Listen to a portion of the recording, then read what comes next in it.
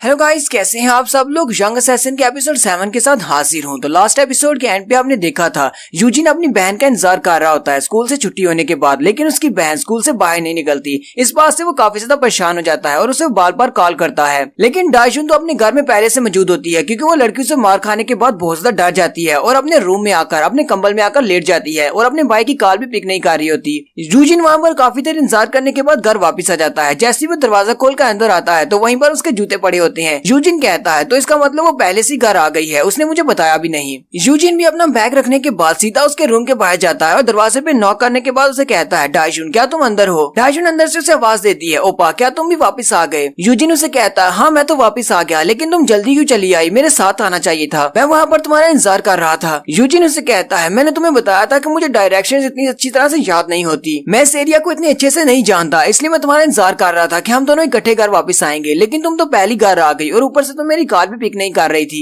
डायजुन उसे कहती है, सॉरी मैं सो गई थी। लेकिन जिस तरह वो बात कर रही होती है यूजिन को उसकी आवाज पे शक हो जाता है, लगता है इसके साथ कुछ बुरा हुआ है। यूजिन उसे कहता है, क्या तुम दरवाजा ओपन करोगी, मुझे तुम्हें देखना है। डायजुन उसे कहती है, नहीं मैं उठकर दरवाजा नहीं खोल सकती, मुझे कुछ भी अच्छा नहीं लग रहा, मैं काफी बीमार हूँ इसलिए मैं नहीं आ सकती। यूजिन उसे कहता है, क्या तुम बहुत ज्यादा बीमार हो, अगर तुम चाहो तो मैं तुम्हें हॉस्पिटल लेकर चला जाता हूँ। वो उसे कहती है, नहीं मुझे बस हल्का सा बुखार है, मैं थोड़ी देर तक लेटूंगी तो ठीक हो जाऊंगी। यूजिन उसे कहता है, चलो फिर ठीक है, मुझे बताना अगर तुम्हें किसी चीज की जरूरत हुई तो। यूजिन सोच रहा होता है, मुझे लगता है कि इसके लिए मेडिसिन खरीद कर लानी चाहिए क्योंकि ये बीमार है। लेकिन जैसे ही वो मेडिसिन खरीदने के लिए बाहर जाने लगता है तो उसी वक्त वो उसके जूतों की तरफ देखता है तो उसे उसके जूतों के ऊपर ब्लड नजर आता है। यूजिन ये देखकर बहुत ज्यादा हैरान हो जाता है और सोच रहा होता है, आखिर इसके जूतों के ऊपर ब्लड क्यों लगा हुआ है, आखिर इसके साथ ऐसा क्या हुआ है। नेक्स्ट सीन में यूजिन उसके कमरे के अंदर चला जाता है, वो फर्स्ट एड किट भी लेकर जाता है और उसके जख्मों को साफ कर रहा होता है। यूजिन उसे कहता है, कहीं तुम्हें बहुत ज्यादा दर्द तो नहीं हो रहा। डायजुन उसे कहती है, नहीं। यूजिन उसे कहता है, तुम्हें आज के बाद बहुत ज्यादा ध्यान रखना होगा, सड़क क्रॉस करते वक्त ध्यान रखा करो। बाइक्स चलाने वाले तो बिल्कुल भी ध्यान नहीं रखते और तुम एक बाइक को डॉज करते हुए सीढ़ियों से नीचे गिर गई जिसकी वजह से तुम्हें चोट लग गई। अगली बार सड़क पर चलते हुए इस बात का ध्यान रखना। यूजिन उसे कहता है, क्या तुम वाकई में श्योर हो कि तुम मेरे साथ हॉस्पिटल नहीं जाना चाहती। डायजुन उसकी बात सुनने के बाद थोड़ी देर के लिए खामोश हो जाती है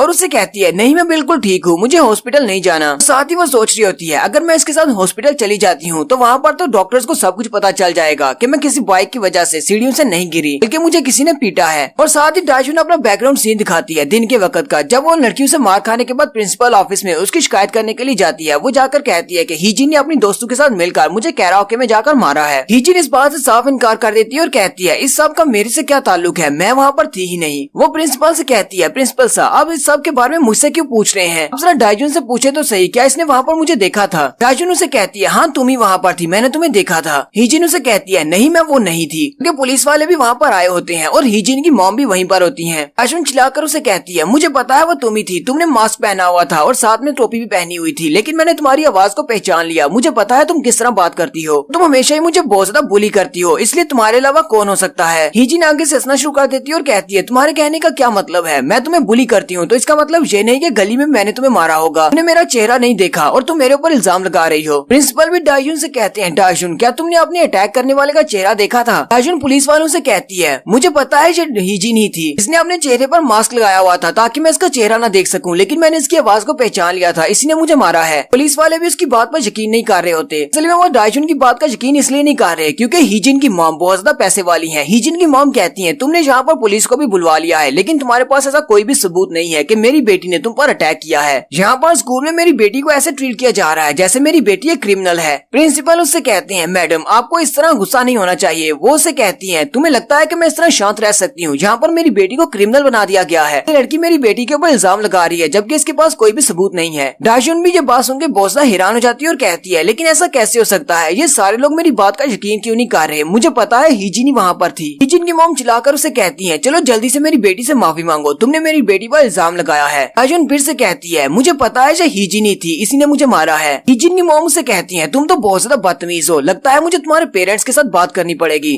प्रिंसिपल से कहती है, जल्दी से इसके पेरेंट्स को कॉल करो। डायजुन अपने पेरेंट्स को कॉल करने की बात को सुन के बहुत ज्यादा घबरा जाती है क्योंकि उसके पेरेंट्स तो पहले से मर चुके हैं। तो साथ ही वो रोना शुरू कर देती है। फिर हमारी स्टोरी प्रेजेंट में आ जाती है। डायजुन कहती है, मेरे पास इस बार भी कोई सबूत नहीं था और अगर ग्रैंडपा को इस बारे में पता चलता है या फिर वो कॉल करके ग्रैंडपा को वहाँ पर बुलाते तो ग्रैंडपा को बहुत ज्यादा बुरा लगता। ग्रैंडपा को पहले से ही दिल की बीमारी है। डाजुन फिर से अपनी ख्यालों में खो जाती है। यूजिन उसे कहता है, डाजुन क्या तुम ठीक हो? और वो उसके माथे पे हाथ रखते हुए कहता है, तुम्हें बुखार तो नहीं है? डाजुन उसे कहती है, नहीं ओपा मैं बिल्कुल ठीक हूँ। यूजिन उसे कहता है, चलो शुक्र है वहाँ से गिरने की वजह से तुम्हारी हड्डी फ्रैक्चर नहीं हुई, वरना बहुत ज्यादा दिन तक आराम करना पड़ता। लेकिन मुझे लगता है कि तुम्हें फिर भी कुछ दिन तक स्कूल नहीं जाना चाहिए, तुम यहीं पर रहो और घर पर आराम करो। डाजुन उसे कहती है, ठीक है मैं ऐसा ही करूंगी। और साथ ही वो उसे कहती है, ब्रदर आपको पट्टी करना बहुत ज्यादा अच्छे से आता है, आपने बहुत ही अच्छे से पट्टी की है। डाजुन अपने भाई से कहती है, इस ग्रैंडपा को इस बारे में मत बताना, ग्रैंडपा बहुत ज्यादा परेशान हो जाएंगे, उन्हें पहले से ही दिल की बीमारी है, कहीं उन्हें हार्ट अटैक ना हो जाए। यूजिन कहता है, क्या वाकई में ग्रैंडपा बीमार है? डाजुन कहती है, हाँ वो बीमार है, वो रोजाना मेडिसिन लेते हैं। यूजिन उसे कहता है, तुम्हें परेशान होने की जरूरत नहीं है, मैं ग्रैंडफादर से बात कर लूंगा और उन्हें अच्छे से समझा दूंगा, इसलिए वो इस बात से ज्यादा शौक नहीं होंगे। अभी के लिए तुम आराम करो। फिर वो उठकर बाहर जाने लगता है। डाजुन उसे कहती है, ओपा तुम्हारा बहुत बहुत शुक्रिया, और साथ ही वो मुस्कुरा रही होती है।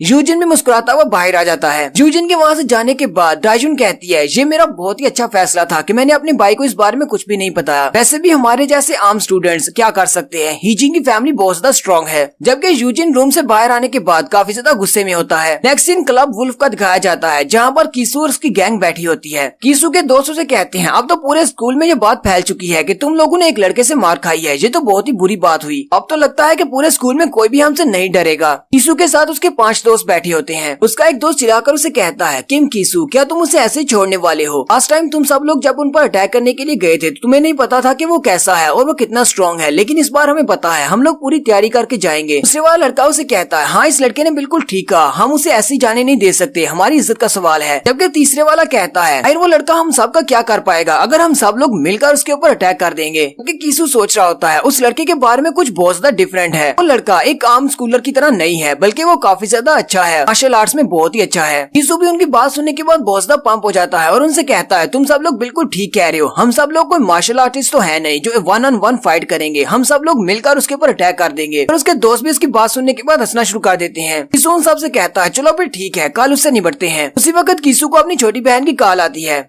हीजिन उसे कहती है, ओपा तुम कहाँ पर हो, क्या तुम अभी भी अपने उन लफंडर दोस्तों के साथ बैठे हुए हो? कीसू उसे कहता है, हाँ मैं अपने दोस्तों के साथ यहाँ पर बैठा हुआ हूँ, चलो जल्दी से काम की बात करो, तुम क्या बात करने के लिए मुझे कॉल की है? हीजिन उसे कहती है, तुम्हें तो मेरा शुक्रिया अदा करना चाहिए, मैंने तुम्हारा काम कर दिया है। कीसू उसे कहता है, तुम्हारे कहने का क्या मतलब है, तुमने क्या कर दिया है? हीजिन उसे कहती है, मैंने उस छोटी लड़की डाजुन उससे बदला ले लिया है, मैंने आज उसको बहुत ज्यादा पीटा। कीसू भी उसकी बात सुनकर हैरान हो जाता है। हीजिन उसे कहती है, मुझे नहीं लगता ये बात बहुत ज्यादा शर्मिंदा करने वाली थी, मेरे भाई को उसके भाई ने पीटा और उसके बाद मैं कुछ ना करती तो ये तो बहुत ही बुरी बात रहती, इसलिए मैंने तुम्हारी खातिर उसको बहुत ज्यादा पीटा है। कीसू उसकी बात सुनने के बाद हंसना शुरू कर देता है और कहता है, तुम तो वाकई में मेरी बहन हो, तुमने बहुत ही अच्छा किया, लेकिन तुम पागल हो, लेकिन है तुमने बहुत ही अच्छा काम किया है। वैसे भी हम लोग कल जाकर उस लड़के को पीटने वाले हैं, तुमने आज उसकी बहन को पीटा है तो बहुत ही अच्छा हो गया। लेकिन उसी वक्त वो लोग सामने की तरफ देखते हैं तो सामने से यूजिन आ रहा होता है। वो लोग यूजिन को देखकर बहुत ज्यादा हैरान हो जाते हैं। कीसू भी कहता है, ये कमीना यहाँ पर क्या कर रहा है और इसे हमारे हाइड आउट के बारे में कैसे पता चला? हीजिन उसे कह रही होती है, ओपा क्या हुआ, वहाँ पर कौन है, तुम किसके बारे में बात कर रहे हो? यूजिन उनके सामने आकर खड़ा हो जाता है। वो पांचों एक टेबल के इर्द गिर्द बैठे होते हैं। कीसू हंसते हुए कहता है, मैं वैसे भी कल से तुमसे बदला लेने के लिए आने वाला था, लेकिन अब तू खुद ही यहाँ पर आ गया है तो चलो भी ठीक है, यहीं पर तेरे साथ रीमैच कर लेते हैं। लेकिन यूजिन उनकी बात सुनने के फौरन बाद वहीं पर टेबल के पास जो लड़का खड़ा होता है उसके चेहरे पे हाथ रखता है और साथ ही उसे टेबल के ऊपर पटक कर मारता है। बाकी के सारे जो देखकर बहुत ज्यादा हैरान हो जाते हैं और दूसरे वाला उठकर यूजिन को पंच मारने लगता है। लेकिन यूजिन उसी वक्त नीचे से ऊपर की तरफ उठता है और उसकी थोड़ी के नीचे एक पंच मारता है और वो वाला भी नीचे गिर जाता है। जबकि बाकी के चारों टेबल के इर्द गिर्द होते हैं। यूजिन सबसे पहले टेबल को किक मारता है ताकि वो सारे टेबल के साथ फंस जाएं। उनमें से एक जो कि टेबल के बहुत ज्यादा करीब होता है वो टेबल के साथ टकरा कर नीचे गिरता है। यूजिन उसे शर्ट से पकड़ता है और उठाकर ऊपर की तरफ फेंक देता है और साथ ही तीसरे वाला उसे पंच मारने के लिए आगे बढ़ता है। लेकिन यूजिन उसके चेहरे पर एक जबरदस्त घूंसा मारता है और वो भी नीचे की तरफ गिर जाता है। उसी वक्त चौथे वाला अपने हाथ में एक शीशे की बोतल उठाता है और उसके सर में मारने लगता है। लेकिन यूजिन उसके हाथ पर पंच मारता है जिससे उसके हाथ से वो बोतल गिर जाती है और फिर साथ ही उसकी थोड़ी के नीचे एक जबरदस्त पंच मारता है जिससे वो भी उड़ता हुआ पीछे की तरफ गिर जाता है। और साथ ही पांचवे वाला आगे बढ़ता है और उसे पंच मारने लगता है। लेकिन यूजिन उसके बाजू को पकड़ लेता है और साथ ही उसे पीछे की तरफ घुमाते हुए बैक साइड से उसके चेहरे पर एक जबरदस्त घूंसा मारता है और वो भी नीचे गिर जाता है। और उसके नीचे गिरने के बाद यूजिन उसके सर को पकड़ता है और साथ ही अपने घुटने के साथ उसके सर को पटका कर मारता है जिससे वो वहीं पर बेहोश होकर गिर जाता है। अब सिर्फ यूजिन और किम कीसू सिर्फ 2 ही लोग बचते हैं। यूजिन में चिल्लाकर उसे कह रही होती है, ओपा वहाँ पर क्या हो रहा है, वहाँ पर कौन है जो तुम लोगों को पीट रहा है? जबकि कीसू सोच रहा होता है इस लड़के का मसला क्या है, ये है कौन। यूजिन गुस्से के साथ किम कीसू से कहता है ये सब कुछ मुझे तुम्हारे लिए कहना पड़ेगा, हमारी बहन अभी काल पार है, से अभी कह दो कि दोबारा कभी मेरी बहन के साथ पंगा मत लेना। कीसू भी बहुत ज्यादा परेशान होता है और कहता है हम सारे लड़के मिलकर भी इसका मुकाबला नहीं कर पाए, ये तो बहुत ज्यादा स्ट्रॉन्ग है। कीसू सोच रहा होता है इस लड़के के टैक्टिक्स तो बहुत ज्यादा शानदार है, इसने सबसे पहले जब अंदर आया तो वहीं पर बल्कि सबसे पास वाला जो लड़का था इसने उस पर अटैक किया ताकि हम सब लोग बाहर न निकल पाए। उसके बाद इसने टेबल को किक मारी ताकि हम सब लोग कॉर्नर के साथ फंस जाएं। इसने बहुत ही शॉर्ट टाइम में अपने सराउंडिंग्स का फायदा उठा लिया, तो बिल्कुल एक मिलिट्री असैसिन की तरह फाइट करता है। यूजिन उसे कहता है मेरी बहन ने तुम लोगों के साथ ऐसा क्या किया है जो तुम मेरी बहन के साथ ये सब कुछ करते हो। कीसू पहले तो बहुत ज्यादा घबरा जाता है, लेकिन वहीं पर से वो गिलास उठाता है और उसकी तरफ फेंक देता है, लेकिन यूजिन उसके गिलास को डॉच कर लेता है। फिर साथ ही वो एक बॉटल उठाता है और वो बॉटल लेकर उसके ऊपर अटैक करने के लिए आगे बढ़ता है, लेकिन यूजिन उस बॉटल के अटैक को भी डॉच कर लेता है और वो फिर से अपनी बॉटल को उसके सर में मारने लगता है, लेकिन यूजिन इसके बार उसकी कोहनी के ऊपर मारता है। कीसू फिर से घूमते हुए अपने दूसरे हाथ से उसे पंच मारने लगता है, लेकिन यूजिन उसके पंच को ब्लॉक कर लेता है और उसके चेहरे पर एक जबरदस्त पंच मारता है जिससे उसकी नाक से खून बहना शुरू हो जाता है। कीसू की नाक से खून बह रहा होता है और वो पीछे की तरफ हट जाता है और वो यूजिन की तरफ देख रहा होता है और कहता है भाई ये लड़का है कौन, ये तो फाइट करते हुए जरा भी फेज नहीं हो रहा। यूजिन उसे कहता है क्या ये बात वाकई में बहुत ज्यादा जरूरी है कि तुम्हें किसी वीक के साथ इस तरह करना है, तुम्हें नहीं लगता कि जो तुमसे वीक है तुम्हें उनके साथ ऐसा नहीं करना चाहिए। लेकिन किम कीसू अपनी बॉटल को टेबल के साथ मारकर उसे तोड़ लेता है, इससे उसका शार्प एंड निकल आता है और वो उस बॉटल को उसके पेट में मारने लगता है, लेकिन यूजिन उसके हाथ में मारता है जिससे उसके हाथ से बॉटल निकले नीचे गिर जाती है और वो साथ ही अपने दूसरे हाथ से उसकी गर्दन को पकड़ लेता है। यूजिन उसकी गर्दन को पकड़ने के बाद साथ ही उसकी टांग पे किक मारता है और उसे नीचे टेबल के ऊपर गिरा लेता है। किम कीसू उसके सामने बिल्कुल बेबस हो जाता है। यूजिन उसे टेबल के ऊपर गिराने के बाद अपने बाजू को उसकी गर्दन पे रखकर उसकी गर्दन को दबाना शुरू करता है। यूजिन उसे कहता है किम कीसू मैं तुम्हारे साथ क्या करूं, क्या तुम्हें यहीं पर मार डालूं, ये मेरे लिए बहुत ज्यादा आसान है, लेकिन ये मेरी लास्ट वार्निंग है, अगर दोबारा मैंने कभी सुना कि तुमने मेरी बहन के साथ कुछ गलत किया है और फिर उसके साथ बदतमीजी की है तो फिर मैं तुम्हें ढूंढ लूंगा और ढूंढने के बाद मैं तुम्हें इतना मारूंगा कि तुम सोचते रह जाओगे तुम्हारे साथ हुआ क्या। और हाँ, अगर तुम्हारी बहन ने भी मेरी बहन के साथ कुछ गलत किया तो भी मैं तुम्हें ढूंढूंगा और तुम्हें मारूंगा। जब मैं तुम्हें ढूंढ लूंगा तो फिर मैं तुम्हारे साथ वो करूंगा जो तुमने सोचा भी नहीं होगा। और साथ ही वो उसकी गर्दन को दबा रहा होता है। किम कीसू सोच रहा होता है मैं तो सांस नहीं ले पा रहा, अगर इसने थोड़ा सा मेरे गले को और ज्यादा दबाया तो मैं तो मर जाऊंगा। फिर यूजिन उसके गले को छोड़ता है और कहता है मेरी इस वार्निंग को याद रखना, अगली बार ऐसा नहीं होगा, अगली बार मैं तुम्हें मार डालूंगा। और वो कीसू को वहीं पर छोड़कर पीछे की तरफ मुड़ जाता है और यहीं पर हमारी एपिसोड 7 का एंड होता है। एक्सप्लेनेशन अच्छी लगी हो तो कमेंट करके जरूर बताइएगा, चैनल को सब्सक्राइब कर दे, वीडियो को लाइक और शेयर कर दे। शुक्रिया।